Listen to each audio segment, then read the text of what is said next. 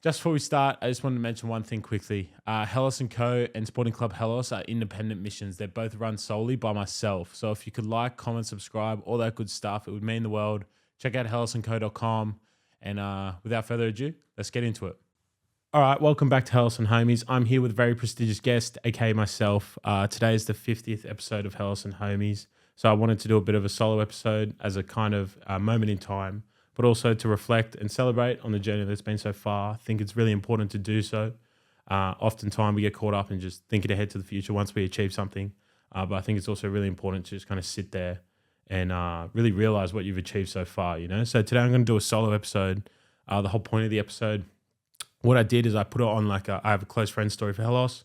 I put something out there for people to send in questions, and I also messaged a bunch of my mates who I started off with when I was 16, telling them, send in any questions, send in the best possible question you can think of to ask me, and I'll answer it on the podcast. So yeah, first of all, I just want to say a massive thank you to everyone, especially the team at 27 Project. Shout out Tuesday. She's the GOAT. She keeps everything going, man. She's the best. Get me a little bottle, got me a cute little card, and also got me some balloons, which you can't see because they would have blocked out a lot of stuff behind me, but the number 50 in balloons. I'm very grateful for people like Tuesday in my life that I've met along the journey. She's one of many that just can make your day out of nowhere, which is awesome, which is so cool to be a part of. Before I get started into the questions, I just want to kind of reiterate that point. If you ever achieve something and you start off achieving something, make sure you celebrate along the way. You know, it's so easy once you get momentum to just kind of keep aiming, and you kind of forget to just celebrate the wins that you once set out for. 50 episodes of a podcast, it may not seem like much when you consider Rogan pumps. Well, I think Rogan hit 2,000 a few weeks ago. Hello Sport, which is Australia's favorite podcast, they hit 500 maybe a month ago. Denton Kemp from Bloke in a Bar, God knows what he'd be at. Everyone starts somewhere. I think to do something for 50 weeks, and I've recorded episodes that never went out because the audio corrupted. I think there's 2 or 3. So it'd be 53 or 4 we're at now. So yeah, I think it's really important to celebrate that. I'm just going to kind of answer these questions. Also, if you're wondering, if you can't see why episode 49, that's filmed, locked, loaded. We're just waiting for clearances on a few things. You most probably understand once it comes out. It won't be hard to connect the dots. So that'll be out in due time. But yeah, I couldn't find a guest to fill in, so I'm I may as well just run episode 50 and release episode 49 in due time. So without further ado, I want to answer some questions from those nearest and dearest to the brand. I didn't get my mum or dad or my brother and sister to send any in. I just got it from the boys who were kind of there on all the shoots and when I was just shooting ideas around and just fucking around. It's almost been 7 years for Hellas in 15 days. Or when this comes out, it would be 8 days. That 7 years to the date Hellas went live. So for people that are new to the brand, you wouldn't even recognize what it once was. It was pretty shocking. I can't believe I kept at it, to be honest. I'll get into that with the questions, but yeah. So a fair few questions to go through. I haven't really prepared answers because I wanted to do it off the cuff, no matter how silent or awkward I get. I just wanted to answer it raw as. The first one I've got is from Jemay. Now, for those who don't know Jemay, shout out Jemay. He's little right-hand man, 18-year-old from the same suburb I'm from. He brings his camera along. He just did TikToks before, and I just kind of said, do you want to come along? And he's taken to the experience like a duck to water. It's the best. So Jemay said, throughout your whole Hellas journey, what are some important lessons you've been taught, either from experience or those around you? Oh, fuck. That's a good question, Jemay. What have I been taught? Definitely something I've been taught by Nick Air, and shout out Bomber and Nick Air. They are two, without them, none of this even happens. None of this, this studio, that's all them and whatnot. And they put me on. They're the reason I'm in the position I'm in now. And the positions I'll continue to go to is because they put me on. But they taught me about quality over quantity. What they put out is of such a high caliber. They don't rush things. They take their time and they are very articulate. I think that's a really good lesson to take. Other important lessons, be pure. Just be pure. Don't a lot of brands, they just kind of want to leverage personalities and people or with the podcast, right? There's a lot of things that have been said on this that I could have clickbaited easily, but I couldn't give a fuck about clickbait. I couldn't give a fuck about numbers. I'm here for genuinely here for the conversation. A lot of people just kind of want to clickbait and do their clips to make sure there's something hitting you every second. Like I can't stand that stuff. Just be very pure in everything you do. Hold genuine conversations. Whenever you're meeting people, just have pure intentions, And if you don't have them, then don't try it. Don't try and start to get into an industry where you'll be weeded out very quickly. You know what I mean? Just try and be pure as possible, and you'll attract similar energy. I guarantee it. It's after a certain amount of time, I've started to attract people around me that are of a similar energy, and they have the same intentions, similar visions, and I think that's a really important lesson. Keep it pure. Keep your intentions pure. Don't try not to get corrupted. It's hard in the world, but try not to get corrupted. Now from Suresh, the GOAT. Suresh is my designer, and without him, I'd be fucked as well. Let's be real. Where do you see the future of Hellos? Do you want to keep things dynamic and ever-changing, or would you rather it be cemented into a specific genre? No, it's definitely going to be dynamic and ever-changing. The future of Hellos, I want it to be, so the idea of Hellos is I want it to be like a concept that has so many different branches underneath it. I want like Hellos events, I want Hellos music. I already started with Sporting Club Hellos, and that's had some success on ground level with me talking shit at Sunday League and just other videos I've posted of local stuff, right? So I kind of want it to be like this ever-changing thing where like I want to host techno events or like rap events, and then I also want to be able to have like a music label or a music studio. There's no idea cemented in my mind.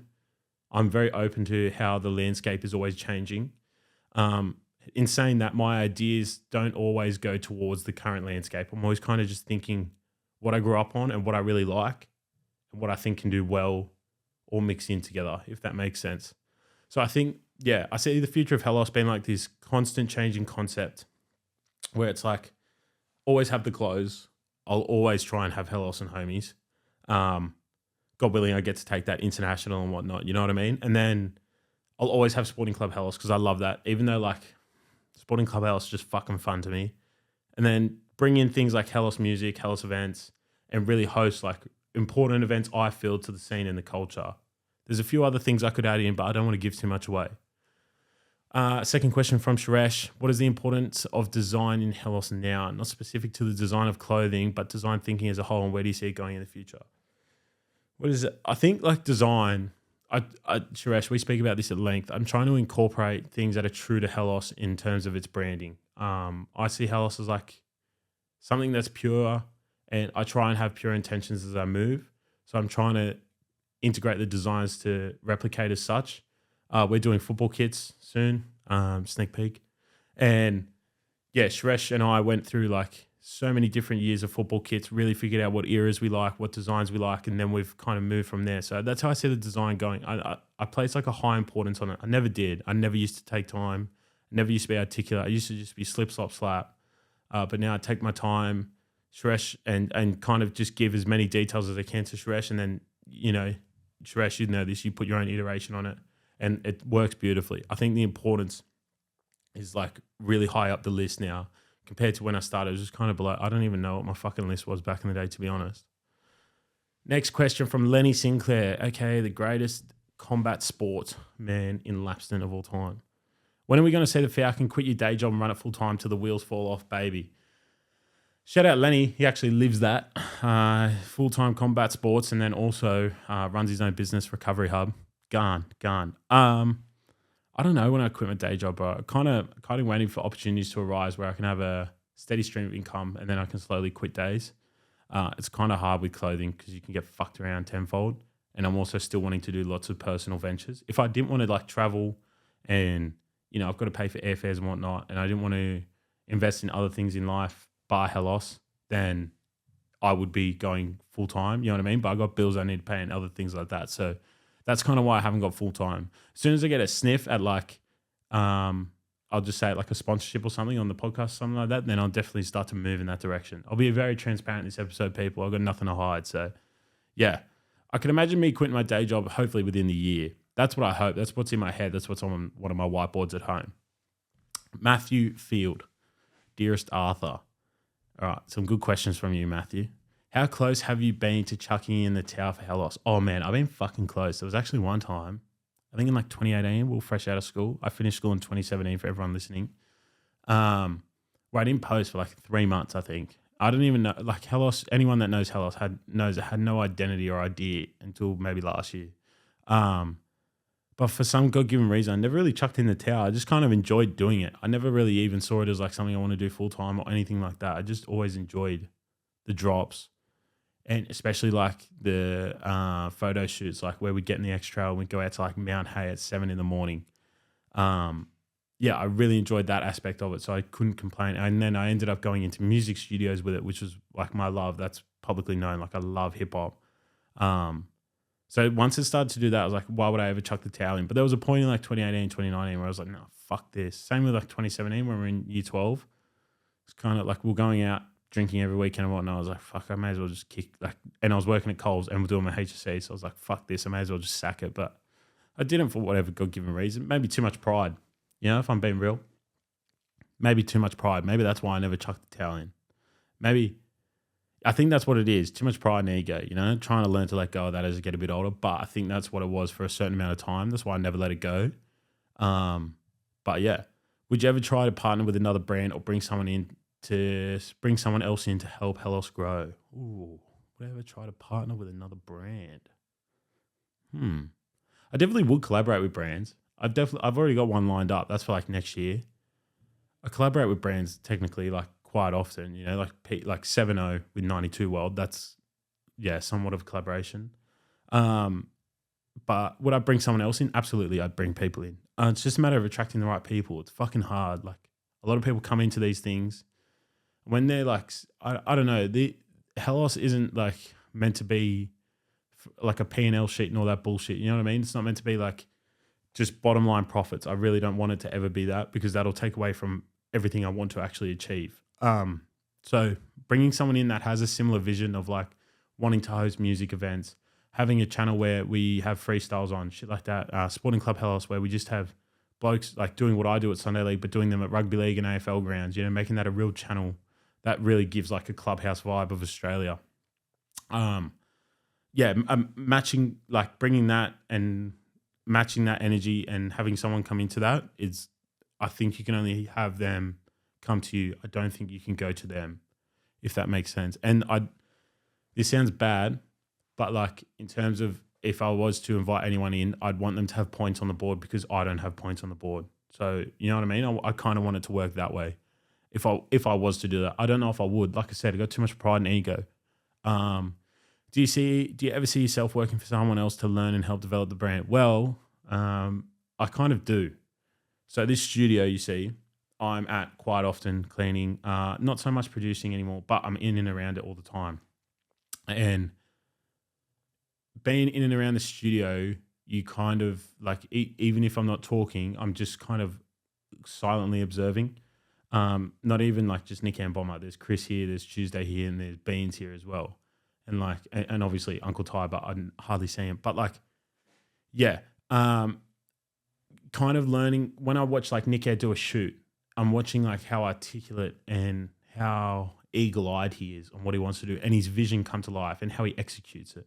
Those are like little minute details that I'm always picking up on, and I'm slowly trying to integrate that into what I do. And yeah, like that whole idea of the execution of ideas and whatnot, they do it so well. So I kind of am doing that in a sense. But I also see, instead of like working for someone else, I also see the way I operate with the podcast is I get to sit down with people that are already high achievers in whatever they do. And I'm always taking something away from that, especially from the conversations we have off air, where people tend to kind of loosen up a bit and they're just kind of chilling. Some of the conversations I can have there, and I have had there, where people like talk about like their daily discipline and things like that. You're like, holy fuck, I need to level up. So yeah, I don't know. I would work for someone else happily. There's a lot of people out there I'd work for. Like I've applied for, on the YKTR podcast, I read my resume out, and then I read my resume out, and 4 years later I'm there on my own merit. Bloke in a bar I was meant to work for before I went to Europe last year. And then Hello Sport I reached out to, they never got back to me. So there's like 3 people off the dome. I think I reached out to Jade Up back in the day, I'm pretty sure. I cannot remember. But yeah, there's been a few brands I've reached out for. Some have got back to me, some haven't. But So I have, yeah, but that was when I was a lot younger. I haven't reached out to anyone since I finished uni in 2021. Now from Ned Pearson Burke. Ned, for anyone that's been around Hellas for a while, was one of the main models for a while. When you first started Hellas, what was your goal and how have your goals changed over time? Fuck, when I first started Hellas, I was a 16-year-old and I had visions of a Lamborghini. I'll be so honest. Fucking so far off the mark. So far off the mark. I just thought of money. I just thought it'd be easy. At the time, there was kind of like when you could do like a clothing brand or like a shop, drop shipping store, and you can make like a shit ton of money. Truth be told, like there was good money for like a 16-year-old at the time, but I didn't execute like any ideas after the first drop very well when I had everyone's support. And that kind of just set me backwards before, like further back than when I actually started. And for like my goals now, I kind of realized once I got when I met CG Fez, that was a big one. And like Young Six even at a similar time, kind of realized what I wanted to be was like an entity and a concept that is important to the culture and just important to like bringing value to the people of creative endeavors. You know what I mean? So like, yeah, I kind of see it. I want Hellas to be this thing that hosts events and like is a safe space for people. You like, I don't know if I'm wording that properly. I just want Hellas to be this entity that people find comfort in due time, whether they have a specific interest in a music genre or they play rugby league and they want to see like relatable content around rugby league under Sporting Club Hellas, or they enjoy like the hoodies and garments we make under the Hellas umbrella. You know what I mean? Like that's what I want it to be in due time. It's going to take a lot of work. And it's going to take a lot of execution on ideas and concepts for that to work. But that's where I want it to be. And that's where my goals have changed to. It's gone away from like money. I don't give a fuck about being rich. I could do this happily for 50 grand a year and live off that. Or less than, honestly. I really just want it to be something that I feel brings memories to people and I feel makes people, if they're at a Hellas event or they're watching Hellas content or something like that, they just forget about their problems in the world for a few minutes at least, or a few seconds is cool. You know what I mean? And they really enjoy what Hellas brings to the table, whether it be through the content, whether it be through the garments, whether it be through events in due time. I hope that makes sense. That's how my goals have changed over time. What is my best and worst Hellas memory? Oh, what's my best? Fuck. Ooh. I got a few. Packing orders with dad in the garage and mum. Yeah, packing orders with mum and dad in the garage when in like COVID of 2020. That was a massive one. Another one would be meeting Bomber and Nick at their old studio and to see what I'm in now is fucking nuts. Seeing Ty. Like this is like a bit vain, but seeing Ty in a Hellas hat was like, fuck, that's cool. Because the way that worked is I left it on his desk at the studio and he chose to wear it in the ads. So yeah, that was another one. And the Isaac John one would be another really good memory as well. But truth be told, like most of the memories lie within like Ned, you're one of them. Like we used to get in the X-Trail, we used to go four-wheel driving, even though the X-Trail's not a four-wheel driving car. And we used to go out to lookouts and like, I don't know. I used to drive around with my cousin Dan truck doing deliveries when like I was selling like heaps of hoodies. So I think that's like the fondest memories. There's like little things, you know, or like seeing people. Something really common, but also not common is over the years a lot of people message me like, oh fuck, I just seen someone in a Hellas hoodie at this place. Like the other day, Rowan and Phil Talbot messaged me, and I knew the guy, but they messaged me. They didn't know the guy, and they were at a random winery in Hvar or Dubrovnik in Croatia, and they're like, "Oh yeah," and they sent me a video of this guy at the winery wearing a Hellas hat. The guy I've linked up, like I've messaged a fair few times, but yeah, that was pretty cool. Just to get messages like that, it's like fuck, like that's awesome. What's my worst Hellas memory? Oh, I did these like grey t-shirts back in the day that like shrunk. I didn't do like samples or quality testing on them at all. It was fucked up. I just lost like 300 tees. That was horrible. Some of the designs I did back in the day were actually yuck. They would be some of my worst memories. There was times where I placed it. So I did a pre-order for hoodies in like 2020 maybe. And by the time I went to actually order what had been pre-ordered, the stock on AS Color sold out and I had to fucking amend like over 50 orders. And that was bad because I was just kind of like, fuck. In terms of worst Hellas memories, that would be about it, to be honest. Like, it hasn't been that many. And you kind of like, as you get older, I feel you change like negative circumstances into lessons, like there and then on the spot, instead of like becoming too reactive and emotional. Or at least I feel like I've been able to do this. I just kind of soak it in for a second. I'm like, all right, what have I done here that's fucked up? What have I done here that could be improved in the future? Straight away, just kind of figure out what the lesson is, and then get to reacting to whatever given situation it is. So those would be my best and worst Hellas memories. There's so many more. There's so many more little things that like until they're brought up, I don't really remember them sometimes. But all those little memories, like just my mates driving around, dropping off orders with me, like in COVID. I remember I had Luke and Ollie in the car and we were playing Miz or Mac had just dropped Return of the Mac, which was like one of the biggest, best songs in the UK I've ever heard. And walking them through them lyrics like 10 times over was pretty funny. And I just remember those little things. Tom, Tracy. Shout out T Trace. Pretty sure he bought the first ever shirt. Maybe my sister did, but T Trace top 5 of the first orders. Proudest moment. I just went over that. Biggest lesson. Oh, biggest lesson. Fuck. What is my biggest lesson? The real will always prosper.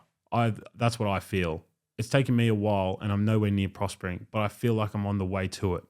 And in a sense I already am, right? But like, yeah, the fake will get weeded out. Like the snake's heads will get cut off type of thing. You know what I mean? Like my biggest lesson is by far, just keep it real, keep it 100, tell the truth. If you can do nothing else, you have to tell the truth. You know, and that's from Hellas into life as I've just gotten older with the brand. But also like just learn to do things yourself. Be fucking fiercely independent. Like when it comes to design and stuff, I'm still not good, but I try and learn where I can, right? And there's other things where I try and learn on the go. But like if I have to do a photo shoot, a video shoot, if I have to do a podcast by myself, if I have to pack orders, that's what I do. If emails, all that shit, finances, all that stuff, I do it all by myself. I had to learn that. And I can take that anywhere else after, like say it's all said and done right here, right now, right? It's not. But if it was, I can take that somewhere else. So like just be fiercely independent. That's my biggest lesson. It's like no one's going to fucking come to save you type of thing. You know what I mean? Like just learn how to do it. It may take a while, but you're better off for it in the long run. If you could have one guest, no matter how famous, who would it be? First person that comes to mind is my nonno, but I would go along the line of the questioning. If I could have one guest in terms of like the theme of the podcast so far, who would it be? Whoa. Timmy KO would be a fucking good one because I feel like I could question him on some things. And he's like the GOAT, right? So it'd be like a really healthy conversation. When I was a kid, I really admired Mark Schwarzer. And truth be told, I'm 1 degree of separation from him. He works with like Kat Haddad, who was on episode 46. So I could try and get Mark on. He's Colo boy as well. And Nicky is a boy from Richmond. So like that would be kind of a full circle moment to have them in. If I could have one guest, no matter how famous, who would it be? I also feel like someone like, I'd like to pick the mind of someone like J. Cole. Not that I'd be a qualified enough journalist, but fuck, it'd be fascinating.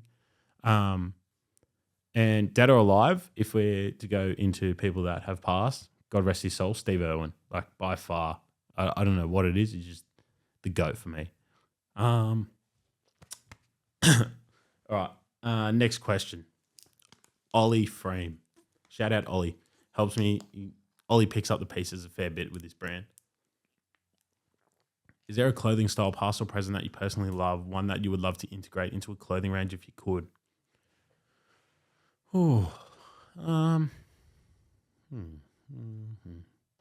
Sometimes when I think of like when I see people really fashion, this is off track from the question, but I'm not sure if like people were part of this era that listen to this podcast. But there was like an era where like factory dominated, and what was the other thing called? It was like the swag era, right? So people had like penny boards and shit. I look back on that era, I'm like, what the fuck were we doing? But if eras that I'd take inspiration from, that like that East Coast 90s, that's really cool. And like the UK in like the 2010s, I think is awesome. But I think there's a lot of streetwear brands that have already incorporated that. Um, but if I don't know if there is any, like, I just kind of make clothes that I really enjoy and like have a message or idea behind them. Like Hellas International, this right here, like the Worldwide Steppers idea, and how I had models from like, I think it was like 14 different countries I ended up covering in terms of like the models. That's kind of what I enjoy doing. Not so much about like trends or anything along those lines. However, if I am to answer the question, UK around 2010 times, where like BBK was really coming up, and New York 90s, I think those are like really cool. I rate those. Oh, also like European in the 80s, like those Adidas tracksuits and stuff, and those football kits, they're gorgeous, and like the colors they had and the patterns they had, I really fuck with that. I might incorporate that into football kits in due time. So yeah, that's my answer. The European like footballing era of like the 80s, oh man, on top. Have I had any thoughts? Another question from Ollie Frame. Have I had any thoughts that excite you about the directions you'd love to take the podcast, whether it's format, style, interview structure, documentaries? How would you like to take it into the future? I'm pretty content on the way I'm heading. I think I asked decent questions, if I'm to be honest, but I also think I've got a lot to improve on. I say yeah a lot when people are talking because in general conversations, that's what I would say, but I forget I'm on a podcast and I need to let people speak clearly. But have I had any other thoughts about the directions that excite me? Yeah, the style, interview structure, I don't think I would change so far, because what I do for people listening, if you're ever going to start one, have like a list of notes. I do a lot of research because I feel like that's a way to separate myself. I see a lot of people doing podcasts and sometimes they don't do the best research. So I do as much research as I can, put that down into like simple notes on my laptop, and then that like acts as like a guide, I suppose. And if there's like a minute of, or like half a minute of silence, that's where I can, not that that's so long. If there's like a moment of silence, I can quickly glance at my laptop and get a question from there to like spark the next conversation.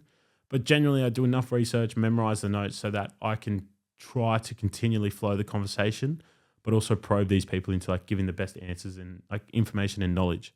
So I'm pretty content with that. In terms of like you mentioned the word documentaries there, I would like to do that for Hellos. There's a lot of things I'd like to cover. There's a lot of fascinating people in Sydney City to even start, like just to start there. I had an idea for Sporting Club Hellos on like what I wanted to do was, I have a book. It's not here. It's been in other podcasts where it's like the Super League War. I didn't know about it until I read the book, and it goes into details on like the ARL versus NRL in that era and how there was two competitions simultaneously running. I wanted to do a video on that. And there's videos I want to do as well via Sporting Club Hellas on like just cool videos that have like a certain theme and structure to them, and put them out via the Sporting Club Hellas channel on YouTube. But Batuta Advocate did it and they fucking nailed it. So I'm going to revisit that idea in due time. But in terms of directions, I know you mentioned you'd love to take the podcast, Ollie, but I think I mentioned other directions already, like besides like what I'm already in that I'd like to go in on this podcast. Similar question, but is there an avenue of sport, culture, music you'd like to explore with your media in particular? Yeah, music. Fuck yeah, man. There's so much to cover in music. I feel like Australian music's really slept on. There's so much talent. How do I word this? There's a lot of talent that don't have the tools and resources, and they also have a lot of people that have no fucking clue what they're doing. There's a lot of people in that go into the music game purely for monetary gain, and that might work for a year. Then you're done. You're out. People see fucking straight through it. So yeah, music's something I really like to explore, whether it's through like a freestyle platform where it's like using royalty-free beats and we can just chuck people up there and have like a certain film style and structure to it. That'd be really cool. Doing like, I don't want to do like the traditional like fucking, I don't know, you shout out to them if they do it, but like, when people like interviewing like, I don't know, an artist and like what's your favorite meal and shit like that. I don't want to do that with artists. I kind of want to offer something different. I've yet to figure it out. I'm 23. There's many years to come. So I have documents where I write my ideas down, go in, refine, edit, go back, add more. And eventually I have like a page or two of like really solid, refined ideas. That's what the podcast was. So I'm kind of waiting for that to, kind of revisit it a bit more, then I'll get back to it. Tom Falconer. Tom, you start off with you're a humble guy when you're not on the pitch. Have you ever had any I fucking told you so moments in business, even if you didn't say them? First off, shout out to Tommy Falconer. It helps me a lot with like business ideas and ventures. Have I had any I fucking told you so moments in business? No, I don't know. Try not to have any enemies. You know what I mean? Made mistakes in my past that maybe people don't like me for, which is completely fair. But I don't know, maybe like a year ago or even the start of this year, I just kind of decided like try not to make any enemies out of anyone. Everyone's got their own problems. Everyone's got their own ideas. Everyone's stubborn as shit. So I just kind of took that into account. And yeah, there's not really been like I fucking told you so moments, to be honest, because I haven't really succeeded past where I thought I would be when I was like 16 when I started all this, or like even with the podcast. Like I just had these real unrealistic expectations. I don't know where they came from. I think it's because I just saw what other people were doing and thought, oh yeah, I can do that, and just completely misjudged the landscape and my capabilities. So haven't really had any fucking I told you so moments. But in saying that, like I'll also say this, I don't really get like negativity to my face. Also just don't really get it. I get it online. I get called fat and TikToks and stuff, but that's all water under a bridge. I couldn't give a fuck. It's the truth, to be real. But like, I haven't really had any moments. I'm surrounded like by a lot of people that are really supportive. Like I have boys from Mountains and Penrith and Western Sydney even, or people that see my content like out in Sydney, and whenever I see them, like, bro, I'm backing you to the fences type of stuff, So I'm surrounded by such a group of supportive people, which I have inherently attracted, right? Like to bring them into my life. So I don't really have any I fucking told you so moments because there's no one really doubting me to my face. And if they are, then I suppose that's more of a reflection on them, and maybe they've wanted to start something, but they haven't felt like they can. So they kind of felt like they could. So they kind of shit on people who have. But yeah, none of those moments so far.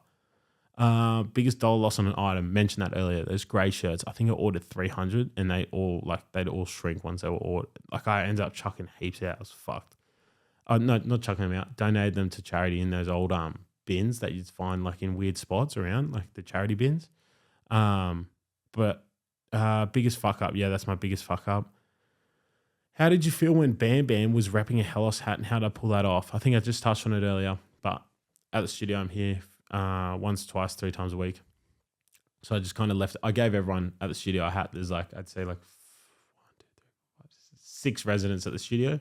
So I gave everyone a hat. I just kind of left it there. And then Tuesday, so I believe Ty had seen it. And then Tuesday, who works this year, she saw he was doing ads and he needed a hat. And then she quickly told him, like reminded him, oh, like remember the hats Harry dropped? And then she got them for him.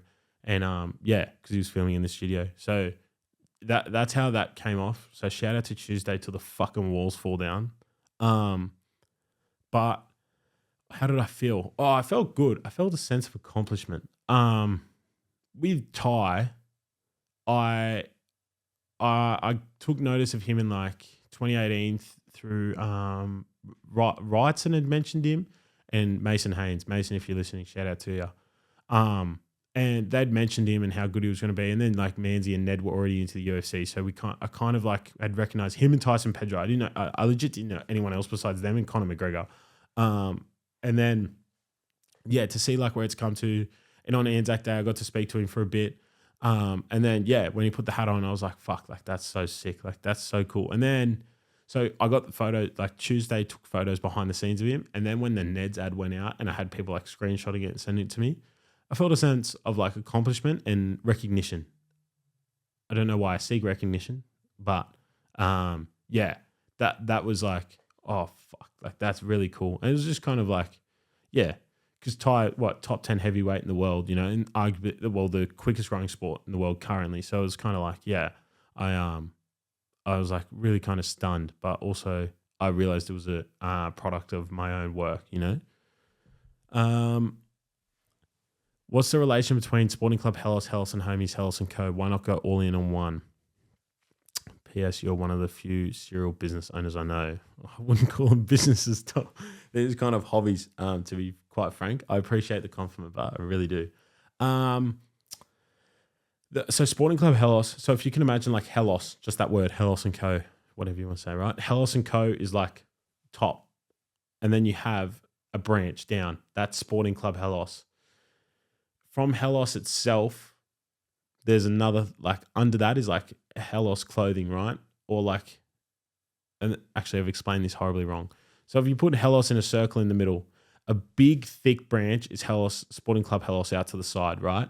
And then small little branches that fall under Hellos itself, like Hellos and Co., the clothing, all that is Hellos and Homies, which is like the content. And that's what I want to do. So anything that goes up via the Hellos and Co. channel, that's kind of directly onto the Hellos and Co. Instagram account, Hellos and Co. shop, all that type of stuff. Sporting Club Hellos has the same name, has an idea, and it's under the same umbrella, obviously, of my ownership, but it's like almost like its own living entity. Like Sporting Club Hellos is on TikTok, especially. I do so much better on TikTok via Sporting Club Hellos than I do with Hellos. So, yeah, Hellos music would somewhat be the same. I'm yet to decide, but if I did, so you'd have like Sporting Club Hellos, Hellos and Co., which has Hellos and Homies under it, and then Hellos Music, which would have its own thing going on. However, I'm likely to do Hellos Music into Hellos and Co., so it's just Sporting Club Hellos, Hellos and Co., and under Hellos and Co. you have like music avenues, you have the podcast, and you have documentaries, and you have video series, all those type of things. These are things I want to build out in due time. I have plenty of ideas. It's a matter of finding the right team and whatnot. I don't want to put it all together because I feel like that would clunk it up. You know, like I already post like 5 or 6 reels a week on the Hellos account. And if I was to post more on Sporting Club Hellos and stuff, it's just, I don't know. I feel like the page would be too jumbled and anyone trying to keep up would be like, what the fuck? You know, so I think it's important to separate those accounts. But yeah, the only social media channel that it may get confusing on in due time is I may just put everything onto the Hellos YouTube channel because YouTube's not like Instagram. It's not easy to access other channels, you know what I mean? So I might do that. I might not. I don't know, man. Lots to fucking think about. My head doesn't stop running. I don't know if, I think there's people that are in like similar positions with like they've started to pursue something. It's like your brain just comes up with ideas when you don't want to. Like you'll be talking to someone on a night out and an idea will hit you and you're like, fuck, got to write that down. You're like, the last thing I want to be doing is thinking about that. You know what I mean? So yeah, but the reason I don't go all in on one to answer that question, sorry, I've gone in a roundabout way, is I feel like it would confuse the consumer. So I kind of try and separate it. And that way there's kind of like less, I feel like there's less expectation and boundaries on Sporting Club Hellos. I feel like I can kind of post what I want to post there. And with Hellos, I can kind of keep that to Hellos and Homies and Hellos Clothing at the moment. Verge, I had you down for a question, brother, but never sent one in. Shout out to you. Arguably my favorite Croatian with Luka Modric and Mark Viduka. Tom Wrightson, shout out to you, UFC correspondent. How did you feel early on, both starting the business and then starting the podcast by putting yourself in the spotlight a bit? If any people took the piss out of you during the start, how did you deal with that? Oh, I like this question because I fucking cop it. Being overweight, you kind of just like a easy fucking target, right? Well, yeah, you are. So early on, I didn't really care. When I was 16, I never really cared. Same with 17, 18, 19, 20. But with the podcast, like putting clips out there, you get fucking hammered because of the, it's like everyone has a podcast or let's start a podcast comments. Cop them a lot. So like, because I post clips I know would be good for views. I've done it a few times where I've got like over 100K views, but it's so out of context with the genuine conversations I have on the podcast. So yeah, but like if you're going to put yourself out there, you got to expect negativity. It's like being a sports star, music star, anyone in the public eye. Even if it's just via your own social media channels, you have to expect to cop shit. And it's good for you as well. You can cop shit online, you'll be sweet, you know? And it's not real. I always say that as well. Like, it's just some fucking insecure little prick behind a screen, you know? I hope that makes sense. But yeah, a lot of people take the piss out of me. There was one instance, I've mentioned it before, but like we're talking about the Sporting Club Hellos TikTok Sunday League stuff. So they get all right views, right? But we play in a division, so we play like you have Prams, you have Resis, and then you have Div 2. So we're in that, and some of the teams are actually quite good. Like they'd win Prams easily. There's like 2 teams in there that would win Prams and have. But that, so they're quite good, right? So we get like No, yeah, we have been battered, but also we've pulled some points from them as well. But something that's happened was some guy was yelling at Jez, Starboy Jez, on the bench, calling him so he must have thought Jez was the TikToker and started just hurling comments like, you're a fucking embarrassment, the TikTok's disgusting, all this shit. And I was standing next to him. So he's lining up to take a free kick and he's turning around yelling at the sideline, typical Sunday league, comments going left, right, and center. And he's just hurling these fucking, with some pretty appalling language. Bear in mind, the guy's mid-30s as well, which is something that struck me straight away. I was like, fuck, you're a bit of a loser. But anyway, he continued to hurl those comments. And then I was standing next to him.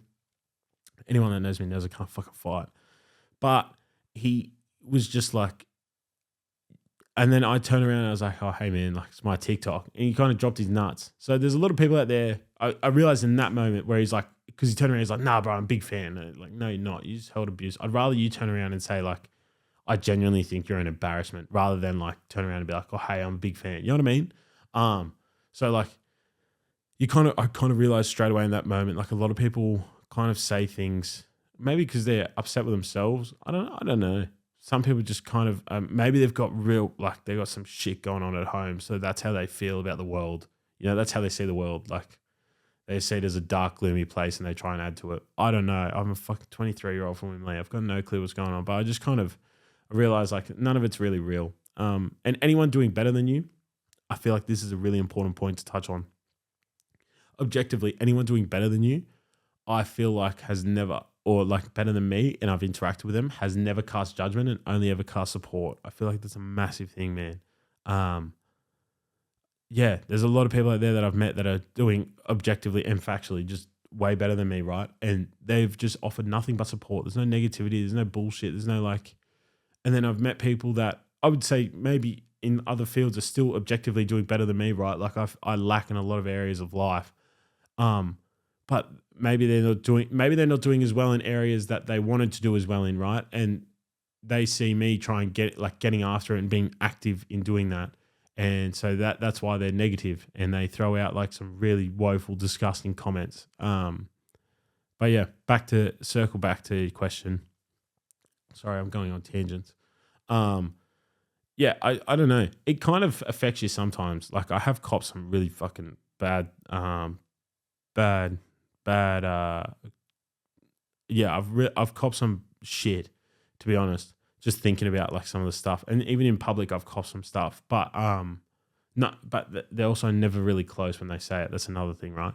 But online, I've copped some shit, but I haven't really copped well, you can't really be racist to me, right? And then you also if anyone's calling me overweight or large, that's what I am. I'm also quite self-aware as to who I am. So yeah, I don't know. I've never really got affected by that type of stuff. But everyone's different, right? I also grew up with an older brother and a lot of older people around me. So I'm used to just kind of getting shit thrown on you. Ben Dillon, shout out to you, brother. Miss ya. My question, when did you first know you wanted to create the Hellas brand and what made you come to this decision? Okay. So what happened was, I'll tell the story of Hellas for those listening. So when I was 15 or 16, my friend, Johnny Vlasic, shout out to you, Vlas, miss ya.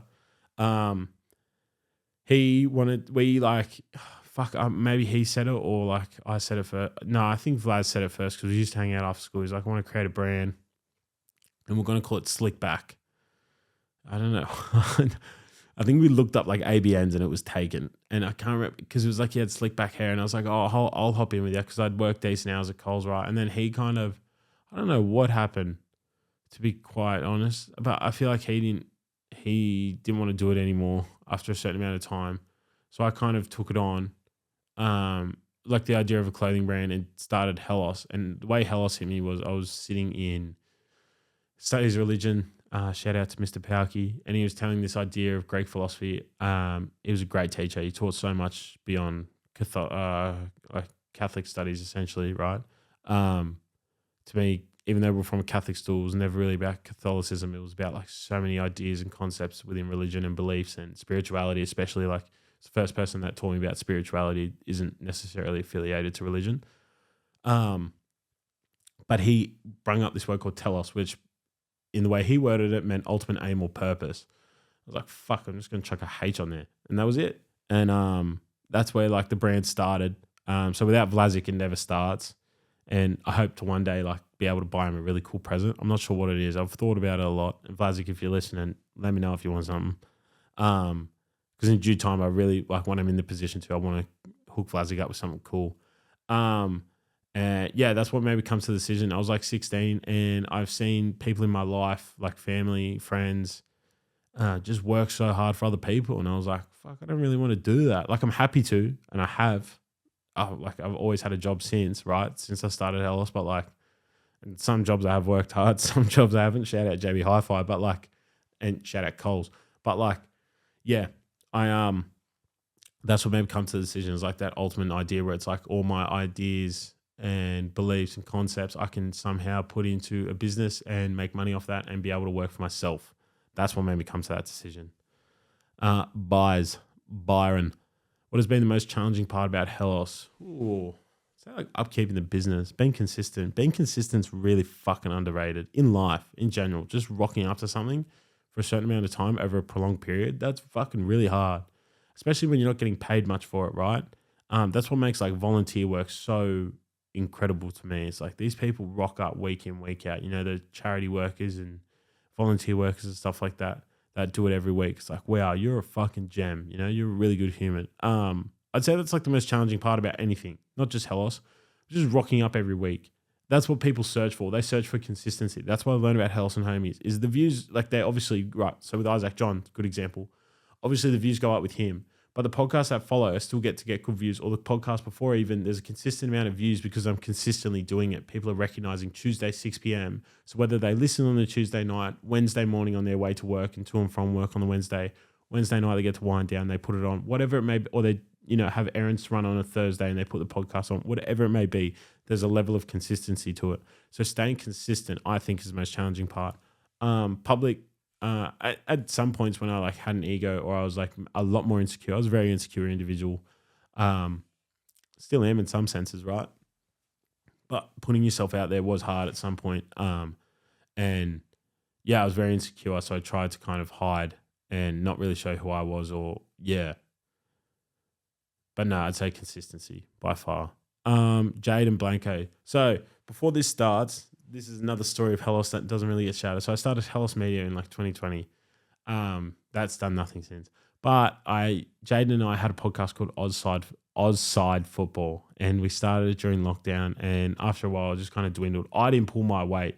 Not that there's any bad blood. Jaden and I still talk, and I just didn't pull my weight. I didn't realize what we had, you know, and it kind of just dwindled away. But like some of the calls we made on that podcast, man, fucking Jaden, you know what I'm talking about. Some of the transfers we called ended up being like genuine gems.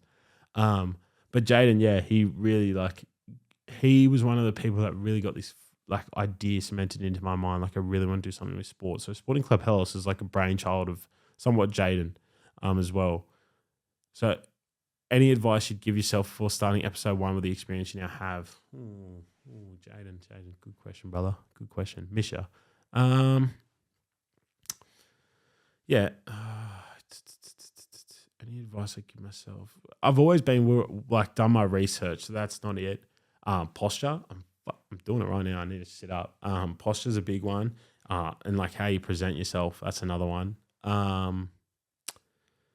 And being able to like kind of probe questions out of guests that kind of get them thinking, I suppose. I think I've been able to do that along the way. I've kind of figured that out. I think on the Isaac John podcast, I did that all right. I was able to ask him questions and follow-up questions. Being podcast when I started that, I didn't really do that because I wasn't comfortable in who I was, or like I felt like I had imposter. I still have fucking imposter syndrome. Some of the people I hang around, I go like, how the fuck am I here? But like, yeah, I kind of had my guard up too much, and I didn't break their guard down either. You know what I mean? In those opening episodes. So that's something I would definitely give advice to someone starting out. It's like, don't be afraid to ask questions and probe. Don't be intrusive, but like even ask them thoughts on life, and like like if you're interviewing a rapper, it doesn't have to be about music the whole time. You know what I mean? You can ask them about like business ideas or inspirations or like their hobbies. Like, there's no fucking rules. You know what I mean? So that's what I would say is like, there's no rules to the questioning. Like respectfully, obviously, but like you can take it in different directions. You don't have to keep it down certain avenues. Miss you, Jaden. Georgia, love you, kid. Oh yeah, you're up there with my favorite Croatians. My apologies. So I'd say like Jovan Verge, and then like Luka Modric, Mark Viduka, and then who would I chuck in there? Or Ivan Rebic. He's pretty cool, so I chuck him in there as well. That's my top 5 Croatians of all time. My question: what exactly are you aiming to achieve from Hellas? Oh, is it business success, opportunities for your own personal media career? Is it simply just fulfilling, moving up slowly, meeting people? What is the end game, or is there even one? Answer it at the end. Is there even one? I don't really know. I don't really have like an end game. And I feel like that's like hell on earth, right? If you just set this one massive goal, say you achieve it, you just kind of sit there and you're like, what the fuck? The best way I can word it, and my dad told me about it when I was like young, was when footballers won the World Cup and say they'd won the Champions League, or like the domestic title, right? And say they'd won the Champions League, especially. Like once those 3 things are ticked off, like you've won a domestic title in your own country, or like, you know, the Premier League or Serie A, right? The biggest leagues. Then you won the Champions League, then you won the World Cup. They go into this like this space where they actually don't know what to do because they've worked their whole lives to this certain point. I do not want to do that. So to remain driven, I kind of change my goals all the time and ideas, and they've just changed so much over the course of Hellas, like especially over the past year. The people I've met and like now call friends has changed dramatically. Like a really good example is going to 7-O's. Like there was like an intimate live music event, and there was just family and friends there, and I was there, and I was like, that's fucking cool, because I was listening to his music in lockdown. Massive fan, still am. That's what makes that event so special, right? It's like I'm a massive fan, but also like, yeah, he was comfortable enough to invite me to his spot to like listen to his music and share some food with him. You know what I mean? Wings from Take Flight. That's another one where it's like fuck, like I don't even know how we ended up friends, but here we are, and we have fucking mad conversations, you know, and truthful conversations as well. That's the other thing. Like I can talk to these people, and we can share honest opinions about things, and like industry movements and like ideas and stuff like that. Like we share honest opinions, and we aren't afraid to soundboard off each other, right? Like we will share something, and then the other, and we'll converse properly. It's not like blowing smoke up each other's ass all the time. You know what I mean? So, but yeah, is it business success? If with business success, that's not really Hellas. I feel like if I want business success, I'll go into other things, right? There's so many other ways I can do business success. Obviously, I want Hellas to be successful. I want it to be my main source of income, all that type of stuff. But in terms of like setting out for saying like $1 million in revenue by 2030, fuck it, couldn't care. You know what I mean? Like I said, I'd happily do this shit for 50 grand a year because I know I can make money elsewhere. So that's kind of like what kind of keeps the money idea out of Hellas. And I also feel like if I want to, the ideas I have and the identity I bring to Hellas currently, if I was to put money at the forefront of that on the list of hierarchy, I feel like it would just fail so quickly, and people see like back to my original point, like I got to move with pure intentions, otherwise it just falls to the ground. People see straight through it, you know. Like there's no clothing brand in Australia that's currently striving on the ground, like feet on the ground. When I say feet on the ground, I don't mean like your bullshit fake brands. Talking about like G'd Up, Street X, YKTR, you know, from New Zealand. Like all those brands are so successful because they've moved with very pure intentions, and they have a recognition of the current market and how they can dictate it. You know what I mean? So yeah. And opportunities for my own personal media career. Ooh, that was a good one, George. I definitely would do stuff for other people, like say Optus Sport came along, or like say beIN Sports came along. I definitely do something there where I just talk shit about football or like rugby league. That I feel like an imposter doing rugby league because I never actually ever played a game of rugby league. But yeah, or say say like there's a big, like say Red Bull or like a brand, you know, just say like a brand that hosts events, right? Red Bull's just the first one that comes to mind because they host so many different ones. If they needed someone to do presenting, I'd happily do that. That's not really a goal. It's something I feel like I could do, but if that makes sense. Funnily enough, those Sunday League TikToks have like brought me confidence in that sense, I suppose, where it's like, I just feel like I'm getting more comfortable presenting and talking on the spot. Those Sunday League TikToks, I don't plan. I just talk as it goes. Sometimes I think the most takes I've ever done is like I reckon it'd be 3. So yeah, personal media career, I definitely do stuff, but it's not something I like set my goals on. That's something that it's just kind of like the waves. They'll come and go, and I'll just take them as they come. You know what I mean? Or is it simply just fulfilling moving up and slowly meeting new people? Yeah, that's definitely fucking part of it, man. Just like the people you meet. Being a boy from Wimberley, like there's a certain demographic of people you're going to meet growing up, and that demographic won't change much over time if you stay in Wimberley. So like working my day job, then getting in the car and going out to Sydney or coming down to the studio for 6 hours, going to an event in Sydney or spending my whole Saturday on the east side of the city at an event for music, like an hour and a half away from home, or the Sports Shed TV charity match. Fucking hell. Those things where it's like, yeah, that's the shit, man. Like the charity match that I went to, like that's where I met Stav. That's where I met both cats, Danny Perella, and then I met like Olan as well. Mahmoud, already met John Bernard, but he was there. Cast Patrol was there. Jason David was there. Gio Valentino was there. There was so many people there. Obviously, the Sports Shed boys. Shout out Norman, Josh, Adrian. So yeah, just things like that. That is like the coolest thing on this journey is the people you meet, and it all comes together under Hellos. I think that's sick, you know? So yeah, I wouldn't say there's an end game. I definitely have an idea of what I want Hellos to end up being, and what I want it to be is a continually moving concept. I don't want it to ever become stagnant, because if it does, then I don't want to do it. I think that growth and trying new things and sharing moments with people is like the pinnacle of human existence. You know, like try new things, fucking experience different things, meet new people, offer something to the world that makes people smile, or at least just fucking forget about their problems for a minute. That's what I want Hellos to be. So I don't want it to become stagnant under this one goal of doing like a certain amount of revenue or like a certain amount of employees and shit like that. No, I don't want it to be that at all. I want it to be this like ever evolving concept. And obviously if I set out to do something, I want to fucking finish it, right? Like with this podcast, truth be told, I put in my head 500 episodes.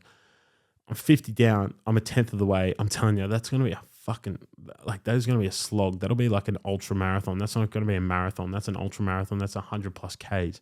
So, yeah, it's kind of, if I have an idea, obviously set out to finish it, but also when new ideas come, don't be afraid to take them on. I suppose that's where I'm getting to. Hope that answers your question, George. Oh, Flat Pack. Oh, Cameron Flaherty. Gotta love you, kid. You're a fucking good kid. Shout out to Flat, man. Flat, correct me if I'm wrong in the comments, 2020 or 2021, Flat came around just shooting stuff, but Flat introduced me to Nicky and Bomber, which I'm forever grateful for. And Flat was just good to have around as well, because at the time I started meeting music personalities, and Flat was able to hold his own in conversations with him because he was a producer. And then Flat went on to work with him, which was like, that's what like it's all about, right? So yeah, I'm so glad to have him around. Flat isn't around as much anymore because I don't want him to be caught up with Hellos stuff when I want him to go on and kill it in the music production career. Because if anyone's listened to Flat's beats, or like a beat pack if he's ever showed you, he's just so fucking talented. He deserves to be overseas. So yeah, but Flat Pack, what have you got for me? How has Hellos helped you grow as an individual? Do you think that starting the brand has ultimately shaped you to be the person you are today? I don't think it's shaped me like fully. I think it definitely played a part. I think like my mother, my father, my grandparents, my brother and my sister, my nieces even, my dogs I've had along the way, Rom and Holly. That's like what shaped me, right? It's like all those influences. My friends like Tom, Cowbags that have been around since I was 5, Ned, Vuj, John, and then like Brendan and I don't want to start naming friends, Peter and all that. Like there's just like this group of people that have shaped me along the way, right? And the experiences I've had, I've always been like a genuinely curious soul. So like when I was growing up, always went to like abandoned places, and then I did every bushwalk and found every secret waterfall in the mountains I could find, just out of curiosity. So like I think Hellos is like a product of that curiosity more than anything. I don't think my curiosity is a product of Hellos. I hope that makes sense. If so, what are some of the challenges you've seen or made in your personal life since you begun the brand? Not since I begun. Last year, I learned about daily discipline and like writing a to-do list. That was something that really changed. That's changed my life tenfold. What's happened since I started doing that is nuts. Before that, I never did it. So every day was on the fly. When I didn't have uni on, when I had uni, I structured my weeks, right? And I could structure my work around that. But like, there was a period there where I just did everything on the fly and I was such a lost soul, such a fucking lost soul. But yeah, started 2022, started doing that, refined it, especially when I got back from Europe. So that's legit a year ago to this day, around a year ago to this day. Then I really refined it and I've really worked on it since then. And what's happened since has been nothing short of amazing in my eyes. So I wouldn't say that changes since I've begun the brand, but something that's happened along with the brand is like that daily discipline. And that's definitely what's changed me, is like the discipline that's needed to uphold a business and make a business succeed is needed in your personal life as well. I'm still working on that daily. I haven't got it down pat. Maybe I speak like I do, but fucking I haven't. If you could pin it down to one particular thing and anything is possible, what do you think would be your mum I've made a moment? Oh, when I get to work for myself. For sure. That would be cool. That'd be like cool to walk in and be like, hey Ma, working for myself, you know? From Hellos. That'd be a funny thing to say after all the trials and tribulations along the years, you know? So I think that would be cool. Mum I've made it moment. I think with Mum, shout out to her. She's the best person in my life, her and Dad. But I think with the podcast, right, they understand there's successful people on it, but that's not in their avenue. So I think maybe a mum I have made it moment will be when mum sees someone on it that she recognizes and really affiliates with success. Maybe that's like, I don't know, fucking... I don't even thinking about it, I don't even know. Maybe like a famous band member, you know what I mean? Or like, I don't know, like Russell Crowe or something like that. You know what I mean? One of those names where it's like mum sees genuine success, or like them creating empires and she's like, oh, my son held a fucking hour-plus interview on his own platform with him. I think that's when that would be a mum I made it moment, because she would fathom kind of what's happening. Not that she doesn't already. She's very proud. Same with Dad. And when I explain it to them, they're very impressed. But I think that moment would come from if they knew them and I didn't have to explain anything. If you had to do it all over again, what's the first thing you would do differently? Oh, fucking quality control, man. Oh God, I just so haphazard with things, just in life, man. Like even the way I look, right? That's just a product of, or like being chubby is just a product of being haphazard and a lack of discipline for so many years. So yeah, same with the business. It was all over the shop. Hellos was such a mess, like in 2021. So yeah, being able to,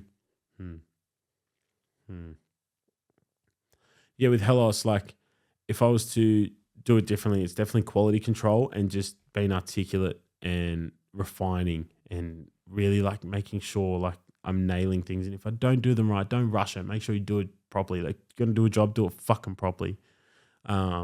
That's what I would do differently, is just more quality control, man. All right, Tongma, I reached out to you, but you didn't get back to me in time. Shout out to you. Love you, bruh. Miss ya. All right, Ben Korn. On this roller coaster ride, what memories do you cherish the most? I think I touched on this, Korn. But like, yeah. So whether it's delivering after school with Dan Truck and I, or even just packing orders. Yeah, so for people listening, when I was like 20, Dan Truck and Korn, you may have been in year 11 if you're listening. I was, Dan Truck's my cousin, right? So I was getting a lot of orders, and I'd just tell the boys, like, I'll buy dinner, and Ben's his best friend growing up, I should add, and Ben's a really good friend of mine as well now. Same with Dan Truck. But I'd just tell the boys, look, I'll pick his up with the Savo. Instead of you spending your afternoon on Xbox, I'll pick his up. We'll do a run. You have 10 deliveries, drop off each. So I'll drive, drop you off the door, run, drop it off, come back, knock on the door, come back. I'll shout his dinner, shout his a big feed, and I'll buy it. Like if you want something else, I'll get it for you. And yeah, so that's what we did. Like those memories are cool, where we'd just be like eating hot chips at a lookout after we'd done just like 30 deliveries or something. I don't know, just those little things. Those are really cool. I was showing like Dan Truck, like hard style and shit, showing shit like that's funny. But like I said earlier in the podcast, like packing orders with mum and dad, just meeting people along the way, man, and like seeing people in Hellas in public as well was fucking really cool. Those are memories I cherish the most. There's so many memories out there. It's all the little things, man. That's something I've learned as I've gotten older as well. Just to go on a little sidetrack. Just like be present and really like appreciate things when they're there, you know? Like when I see someone, like I was at a Jerb gig. So for those listening, Jerb is my best friend from high school, but he went to Melbourne to do DJing. So he comes home and does big shows. And he was doing one at Flinders, and I saw someone in a Hellas shirt. Turns out it was my old neighbour, right? But when I saw him in the Hellas shirt, I didn't recognize it was Liam, who was my old neighbour. And I was just kind of standing there, and I was sober, but I was like, this is fucking mad. Like, I'm at an event where I know a few of the boys, and Jerb, obviously the DJ, but there's a guy here that I have no clue at this point in time that is wearing the Hellas shirt. Turns out I came to know him, but still, he was wearing it. I hadn't seen Liam in years at that point. So, yeah, that was really cool. But yeah, just being present, like when I'm with people at the studio or anything like that, or I'm meeting new people, those are the memories I cherish the most, man. Or like, yeah, just, I don't know. There's so many little things along the way I think we always forget to appreciate. We're too caught up in our own heads, you know? That's where most of our suffering comes from nowadays. So, yeah, I just try and focus on like the little things and like, actually, I tell you the best yarn. So, so for anyone from the Blue Mountain, you don't even have to be from the Blue Mountains to know what I'm talking about. So when you go up to Wentworth Falls, you have the big pots and like garden pot shop, right? On the left. So you turn down that road, that's how you get to Flat Rock. You go down Kings Tableland Road, and then on your right, after a kilometre, I'd say, or maybe two, to your right, you go down, there's Flat Rock. But if you continue on Kings Tableland, you continue to go down, and then it opens up to just bush on both sides, and you have beautiful views. Then there's a phone tower on your right as you get to this top of this little hill, and then it goes down again, and at the bottom of that hill eventually is the tuberculosis hospital. For those who don't know, it was like, I believe tuberculosis, they didn't know how to deal with it at the time that it came out, so they had these hospitals around the country that were in the middle of nowhere, and they chucked people with that in there. And then there was a mental health hospital, so it's been cursed, and like being 16, 17, we always used to go in there and fuck around and whatnot. But on the side of that road, this is really hard to explain if you haven't been there, but there's like 4-wheel driving tracks, right? There's like these off-road tracks literally just to the side of the road because it's all clay and sand there. And in the extra one day, it was like myself, Ned, Jerb, Dylan Zakazan, and I took the extra off-road, and Dylan Zakazan, like, he was like, oh, bro, like don't do it. So anyway, I was like, nah, fuck, like, what would you know, kid? And we're going down like the full driving thing, and the extra just bottomed out on the first thing. And what it bottomed out was, it wasn't like the sand that had fucked me up, is as I'd come down this little hill and gone to go back up, I'd hit like a tree root that was in the like sand and clay. And we didn't know how to get it out. But there's a guy that lives across from the Bannon Hospital there. He's a bit, you know, anyone that lives across from that thing, I'm a bit scared of. And he came over and he was driving home. He was our only hope essentially that day of like helping us. Otherwise we had to call one of the boys from like, my only mate that lived up there at the time didn't have his license. Shout out to you, Jasper. You didn't send your question in either. But so he had to come down, and he was just driving past by pure luck. He'd done his groceries that day. And then he got a crowbar for us. And eventually we got it out. And then I think I almost got the extra stuck around 2 minutes later. But we lived to tell the tale, because if that did happen, then yeah. But that shit like that, where like me, Dylan Zakazan, Jerb, and Ned, and we got the car mats out and we put them underneath the wheels to like kind of make the car go forward to give it some grip. And we just fucking tore up the car mats like that. And we were hopeless. So memories like that, they're really cool. Also going to like Zigzag when it was abandoned, running around there with a few of the boys. Those things, I really cherish those things. Dan Truck, what are 3 books you would recommend that have helped you grow Hellas? Oh, I've got them here. The Alchemist, shout out to Bomber. He mentioned that on maybe our first episode or our second episode together at least. The Alchemist, that's by far, if you're starting on anything that is remotely different from what you're expected to do or what society expects you to do, The Alchemist is a really good book for that. And that's why I haven't set like a proper end goal, because The Alchemist is all about that. It's like just the journey. Just go wherever it takes you, man. Just enjoy the fucking ride. We're all going to die one day, you know, so just enjoy it for what it is. The other 2 here, The War of Art, where it talks about resistance and the actual war of creating art. It's actually, there's a lot in there in your mind that like kind of blocks you from doing what you really need to do. The war of art I fucking love. And then there's two more there. I couldn't really decide on the third one. Jordan Peterson, 12 Rules for Life. That's a really good book. Obviously, like the make your bed thing. I became big on that. And then the discipline. And then that lesson, I mentioned it earlier in the podcast, but if you can't do anything, just tell the fucking truth. I try and live that as best I can. So, yeah. And then The Subtle Art of Not Giving a Fuck by Mark Manson. I'm pretty sure he's got another book out at the moment as well, which I'm going to buy. But yeah, those 4 books, even though Dan Truckee asked for 3, those 4 books I think are like, yeah, I think they're really good. And if you haven't got them, I think you should get onto them. They've helped me a lot. The Alchemist I cannot suggest enough. It's my favorite book. I've read it 3 times. And I'm most probably going to start reading it again very soon. Now, this is a really good question. If I could have a billboard with anything on it to promote Hellos, what would it be? Fuck, I don't even know.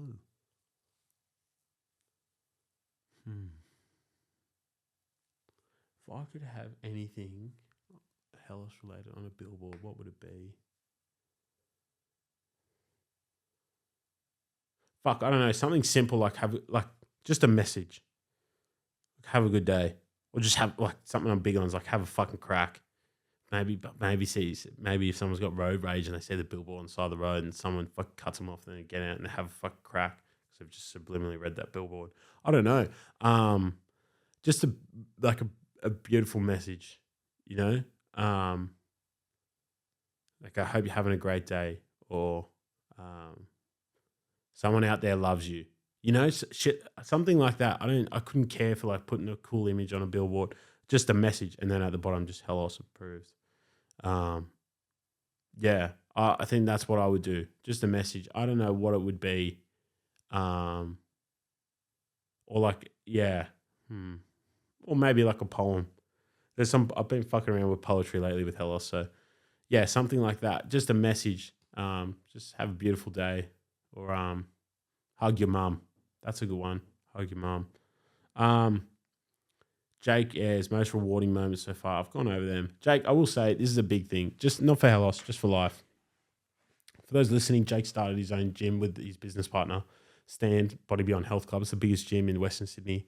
And I was blessed enough to be a part of like that whole process of it opening. I haven't been much since it opened. Sorry, Jake. But I'm still a member. But yeah, just watching him kick the fucking doors down, man, and get after it. Like, yeah, like Jake, if you're listening, bro, like so proud of you. Like that shit's so fucking rewarding, man. Seeing your mates like really do what they want to do. Not even just in business, right? Just in life. Like plenty of our mates, Jake, that we share, or like anyone listening to this, most likely. I'm just so proud of people doing, like getting after it and whatever they'd want to do, I think those are the really rewarding moments, but that like under Hellos, so to speak, like when I do content for yourself, Jake, or like we're doing a Hellos shoot in your gym and shit like that, that's really fucking rewarding to see like me still building something and you've built it, like you've really built it and you've really done it. That's fucking rewarding. Jerbinho, the fucking greatest DJ in Nam. Funniest drive in the X Trail. Fuck. I didn't even know. Oh, God. Shout out to the X Trail. It's a 2007 Nissan X Trail. Oh, man. Best car I ever had. I genuinely felt a sense of warmth when I was in that car.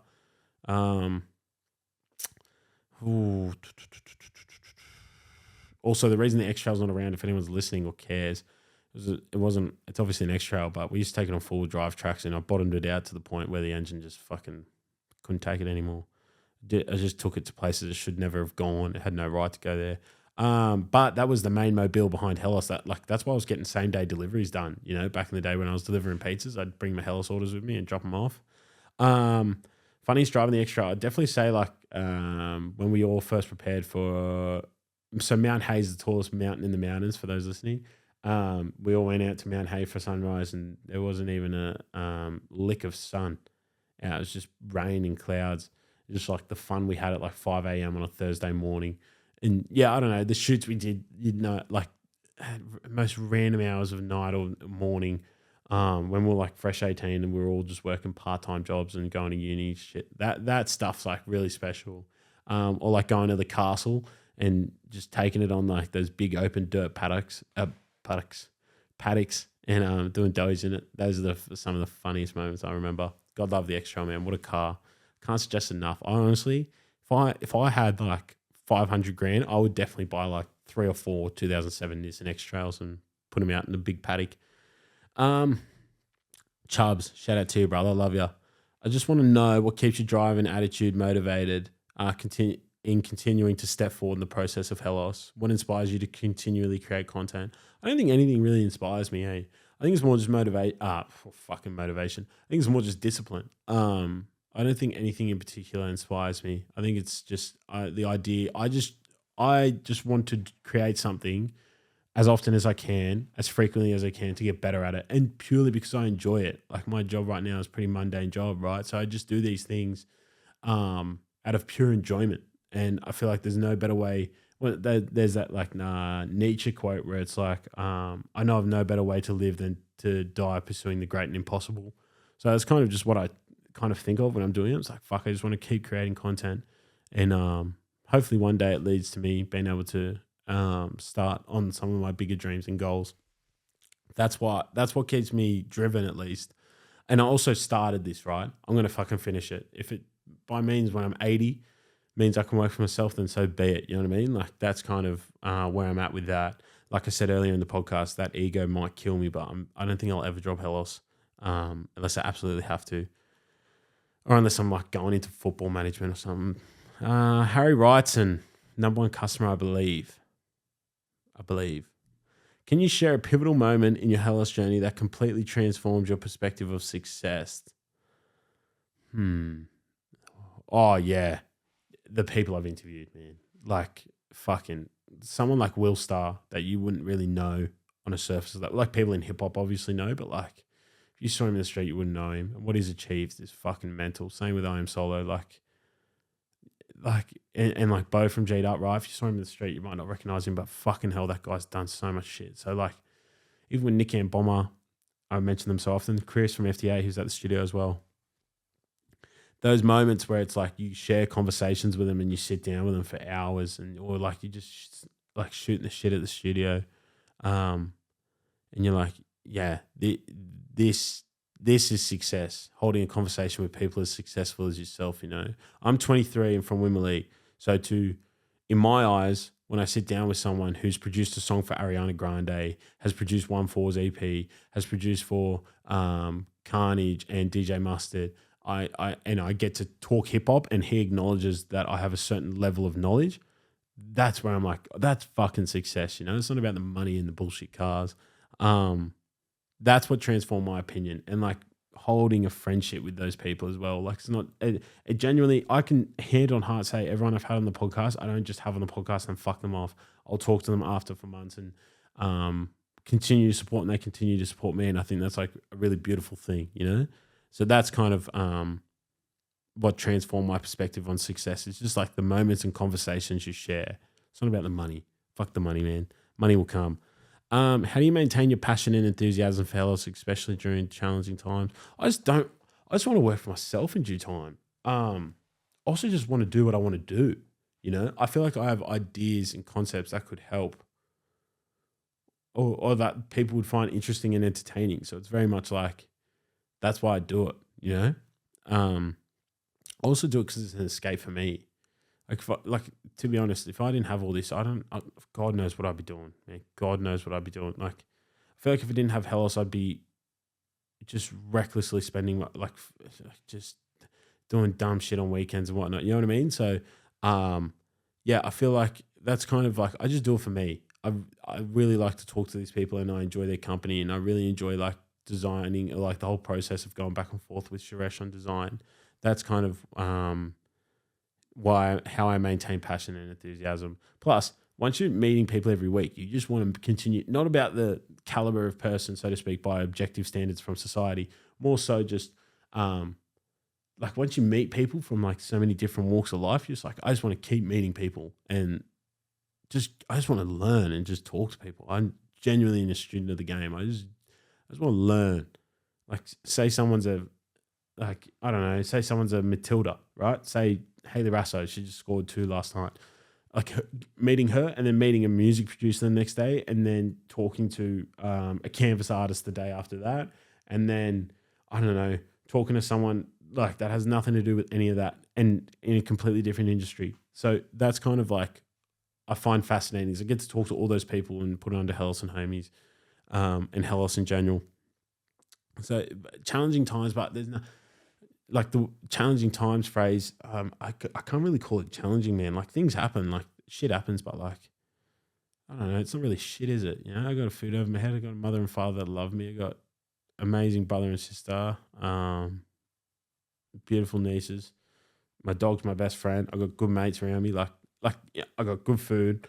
I got shelter over my head. I got opportunities, you know, to do what I really want to do. So like when it's like challenges or hard times, not really, is it? Like it's just kind of contextually. You just got to kind of remember like where, like my grandparents came to this country on a boat and they're on the boat for like 6 weeks or something. And my nonna worked out in the snowy mountains for like months or years even before coming to Sydney. So it's like, that's like fucking hard work and challenging. You know what I mean? Like he had all his family back in Italy. So that's what I see, at least. I think that's what gives me perspective. It's like, what I'm going through ain't really that. And yeah, and in Hellas, there's not really been too many like challenges, so to speak, if any. Will Keith, what does the brand look like in years to come? What is the end goal if there is one? I think I've mentioned it enough, but like similar, just that idea of like different concepts and ideas. I can confidently say now, I do want to create some sort of a music platform in the next 12 months, and that'll most probably be under Hellas & Co. And yeah, I think that'll be really cool. I've just got to find a way to really make that work. I see Sporting Club Hellas doing really big things on handmade. I call it like homemade or handmade content if you want, where it's like you can film it on an iPhone if you want. And it's just like that dribbly stuff, that real like ground level fucking gritty, like rugby league, for Sunday league football, AFL resis, like all that type of stuff, man. I think it has a real place in society for content at the moment because people, like the edits and the really polished content people love, but there's also a place for that like relatable content because people want to relate to things, you know. That's like what they look for is relatability. That's something people look for in their day-to-day life. So yeah, with the end goal, I wouldn't say I have one, but because man, I could go, there's so many directions I could end up going in. I can't tell you which one it is. And I'm very open to doing anything. So back to Chief. I never got to your question. I just realized that. So would I do more solo pods? Yeah, I'd happily do more solo pods. I don't know how well this one's gone. I think it's been an hour already and I'm just dribbling. And God love you if you got to the end of this hour. By the time I'm editing up until this point, I'll most probably be like, what the fuck's wrong with me? But yeah, I'd definitely do more solo pods. I definitely want to, you called me today about it, Chief, and you mentioned the idea of like having people send in anonymous questions, and also like not even have to be anonymous, just sending questions and thoughts and me talk. Yeah, I'd happily do that. Maybe like every 10th or 15th episode, that would be a cool idea. I got this concept from Theo Von, to be completely honest. He does those solo pods. I feel like that's what makes him really relatable. Obviously, he's the funniest and most random bloke on earth. But when he does those solo pods, you're like, wow, like there's a fucking really beautiful soul underneath all that, you know? So, I wouldn't mind doing more solo pods in the future. But yeah, that's all the questions I've got for you today. Oh, wait. I'm not sure if I covered Luke Porter's question. What's the most important lesson? Yeah, I didn't cover it. Luke Porter, I'm very sorry. Love you, Luke. What's the most important lesson I've learned from a guest? Ooh, that's a good one. That's a good one. And that's really going to fuck me up, man. Fuck.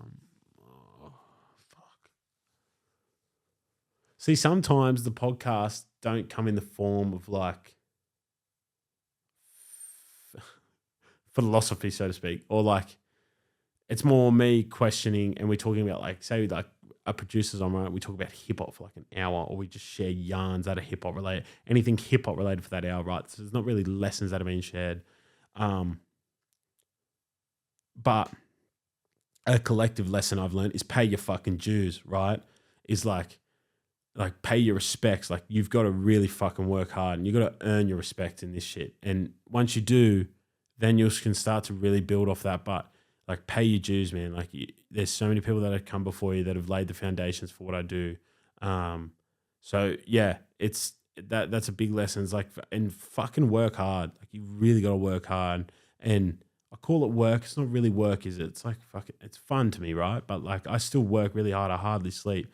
So I think that's like the biggest lessons I've learned from guests is like the importance of hard work, the importance of discipline, the importance of paying your respect to those who've done it before you, the importance of confidence, and also a massive thing is like when you walk into a room, and I say this to the younger boys when I bring them along, right? It's like shoulders wide, chest out, shake a hand firmly, look them in the eyes, all that type of stuff. Yeah, I'd say those are the biggest lessons. There's so many lessons along the way, man. Just like quality control wise, just human interaction wise.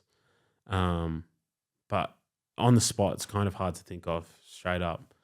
But yeah, I'm pretty sure that's the end of all the questions. And if I missed yours, I'm so dearly sorry, but I don't think I have.